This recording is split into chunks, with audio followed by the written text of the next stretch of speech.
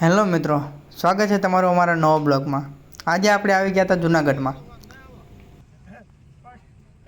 જૂનાગઢમાં સાંજનો સમય થયો તો આપણે મહાદેવના દર્શન કરવા નીકળી ગયા, જ્યાં મહાદેવ સ્વયંભૂ પ્રગટ થયેલા છે। જ્યાં શિવરાત્રિ આવે ત્યારે બધા જ ભાવિ ભક્તો અહીંયા મુરગી કુંડમાં નાહવા આવે છે। આ મુરગી કુંડ છે, ત્યાં કહેવાય છે કે ભગવાન સ્વયં ભોળાનાથ પણ શિવરાત્રિના એ પાવન અવસર પર સાધુ બનીને સ્નાન કરવા આવે છે।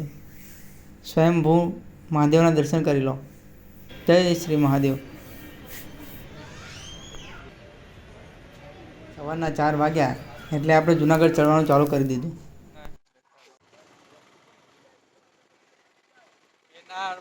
ચડવા જઈ રહ્યા છીએ। ભોળાનાથ ભગવાન સૌને તાકાત આપે એ ભગવાનને પ્રાર્થના। બોલો હર હર મહાદેવ। ગિરનારની તળેટી પર આવી ગયા ફાઇનલી। પાવળિયા હલવાયા એવું બધું જોઈને તમે રોકાતા હોય તો રોકાતા નહીં, એટલી બધી છે ભીડ હોય નહીં, બરોબર? આવી જજો, આપણે આવી ગયા ભાઈ, આવી જાઓ। હલવાણા નહીં હજુ તો, આગળ જઈને ખબર પડે। નીચે કિલ્લા પર રહ્યા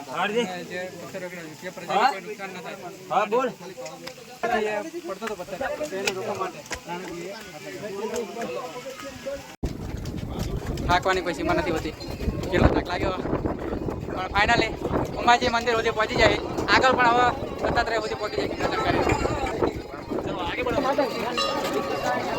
ચપ્પલ ટ્રાફિક તો જામ થઈ ગયો। બોલ મારી અંબે, જય અંબે। ઓકે જા। હા ભૈયા, બધા ભાઈબંધ આવી જા, મોજે મોજ। તમે આવી જજો જુનાગઢ, બરોબર? રહી જતા નહીં।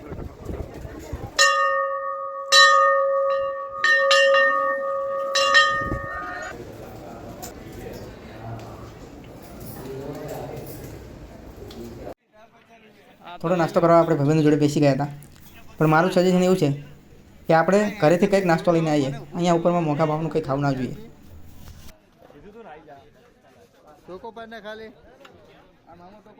ફાઇનલી આપણા ગુરુ દત્તાત્રેય ગેટે પહોંચ્યા। હજુ તો ભીડ અત્યારે આટલા લાઈન બહુ નહીં, ભીડ માપા ભીડ તો છે।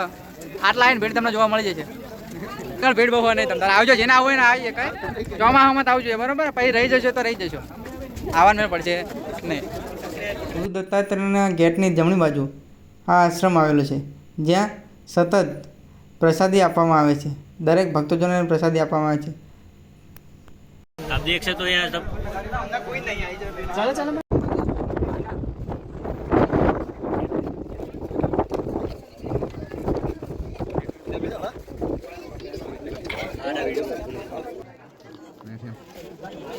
અમે ઉભા છીએ લે ભાઈ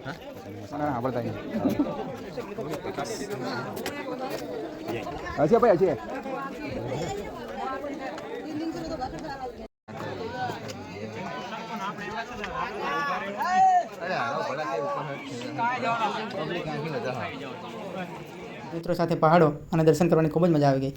જય ગુરુદત્ત ભગવાન।